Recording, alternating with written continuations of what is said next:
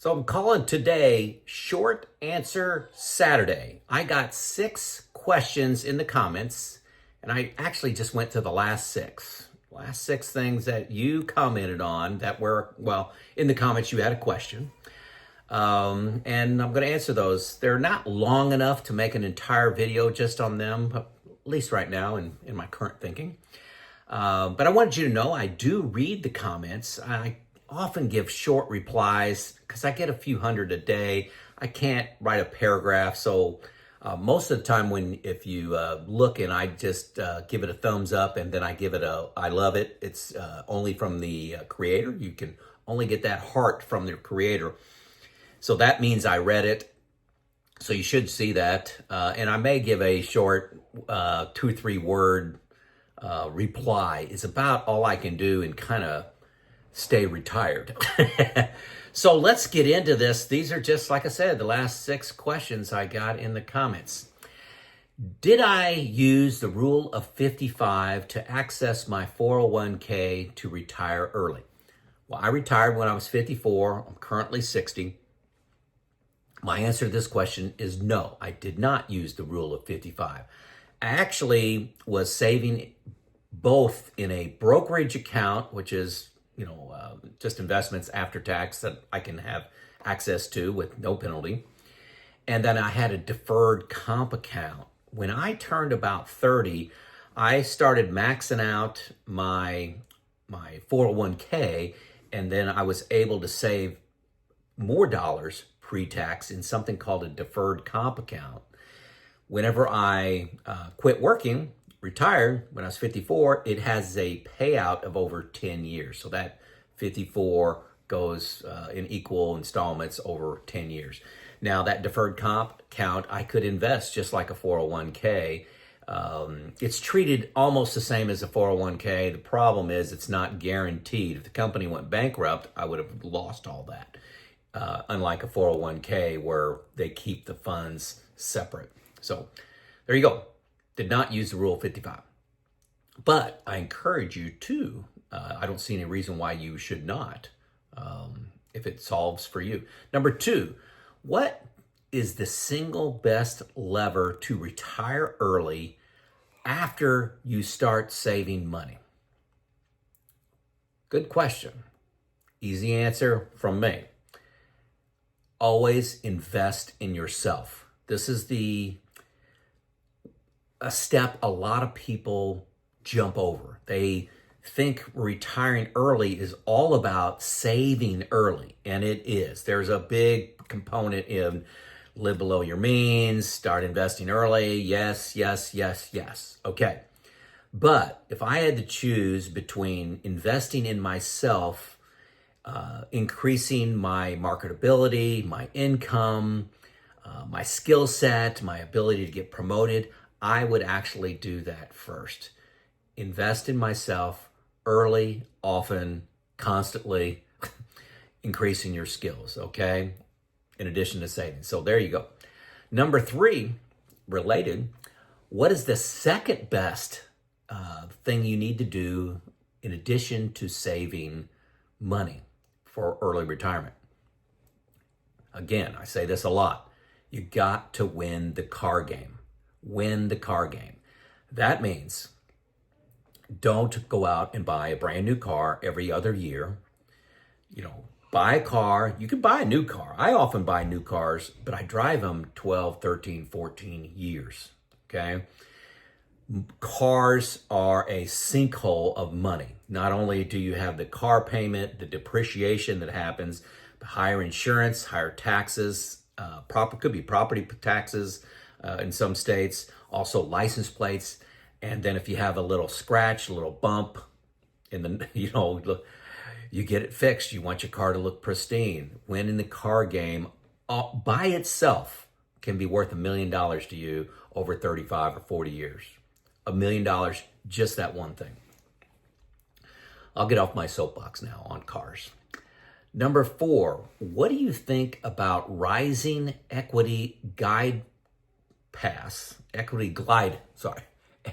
Glidepaths in retirement? Would you consider sharing your thoughts? Okay, Rising Equity glide paths. I need to edit these things. I don't do any video editing. That saves an enormous amount of time. So a rising equity glide path is, say you decide to retire and you're at a 60-40 portfolio, 60% equities, 40% fixed assets like bonds or CDs or money market funds, whatever. So say you retire to 60. So as you age, let's fast forward to 70, and your investments gain in value, and you're really past the sequence of return risk of having low early returns. Your nest egg is really building up fast. Maybe change your glide path, which is your mix from 60-40 to 70-30. Maybe 75-25. So as the risk is reduced to where you're comfortable, increase your stock portfolio, okay? Still wouldn't buy individual stocks, but that's what a rising equity glide path is. My opinion, what I'm doing, I'm actually 80-20 now. I'm pretty aggressive right now. I'm not a big bond fan historically. Doesn't do good against inflation, and I live lower. I spend less than what I could be spending.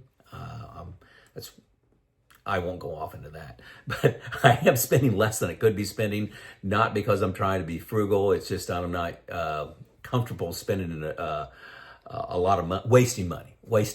That's the right word.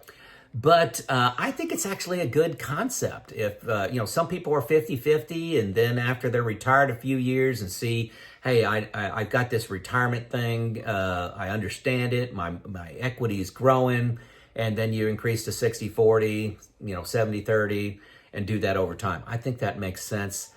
I could be doing that in the future, but like I said, I'm 80-20 now. I will probably resist going any higher in equities than that. So, I can't tell you what the future is going to hold, but I like being around 80-20. 75-25 wouldn't bother me, but I'm probably not going to be increasing. But it does make sense if that is your path. Question number 5. Somebody had, and this is pretty specific. I have $288,000 in a mortgage, $288,000, and I have $1.5 million in investable assets. Which buckets should I use to pay off the mortgage? That mortgage is 4.625%, and I have 27 years remaining. If anybody answers this very specifically, they're misleading you or taking a lot of assumptions. It's a good idea at a mortgage of 4.6. That's basically what bonds are paying right now. Probably will be going down in the future. I think it's a good idea to, if this person didn't even tell me how old they were and are they retired or anything. So I think it's a good idea to pay off a mortgage that has this high of a rate with it, but you got to watch taxes, okay? I would need to know what this person's income is by year and what type of accounts they have. For example, is this all in a brokerage account, all in a traditional IRA, or is it in a Roth? I don't know. You also need to know expenses. If this person would to pay this off, say out of a Roth, just take $288,000 out of your Roth, pay no taxes on it, boom. Well, you're down to $1.2 million. Can you live on that? I don't know. So lots of considerations. Unless somebody has an enormous amount of facts about you, not just high level, can't give a good answer on this one. So this is a great answer for me. If I had all these all the details for this individual and I entered that into the Boldin software, I would do that maybe 7 or 8 different ways. Hey, I'm going to pay it all off now. I'm going to pay it off over 5 years, pay it off over 10 years, and take it out of this account or that account, and then watch my Monte Carlo, watch my percent successful Monte Carlo, and just watch my savings accounts pretty easy to make that decision. So you can also contact a certified financial planner. They'd help you through that. But I don't think that's hard to work through at all using a comprehensive software package like Boldin, which, hey, first link below, check that out for a free 2 weeks.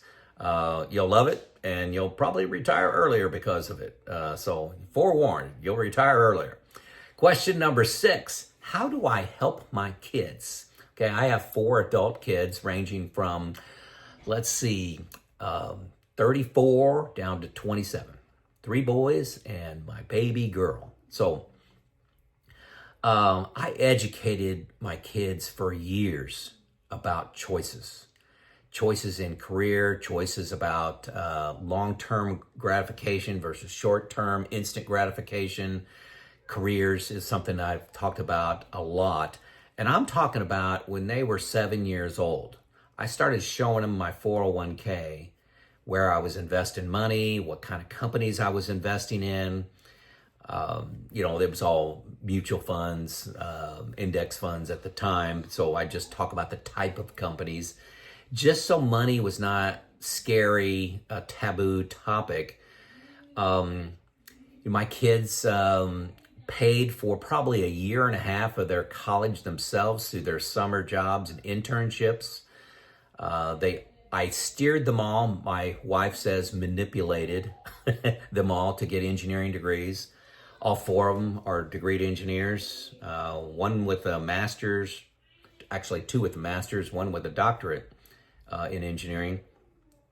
One of the other, so I was able to help them with their college about 2.5 years that I contributed to that, my wife and I.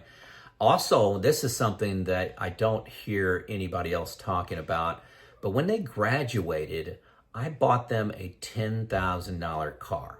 Now, you may be rolling your eyes and may say, oh, gosh, must be nice to have money. But think about most of you have heard of that book, Die with Zero. And it's about helping your kids when they need help.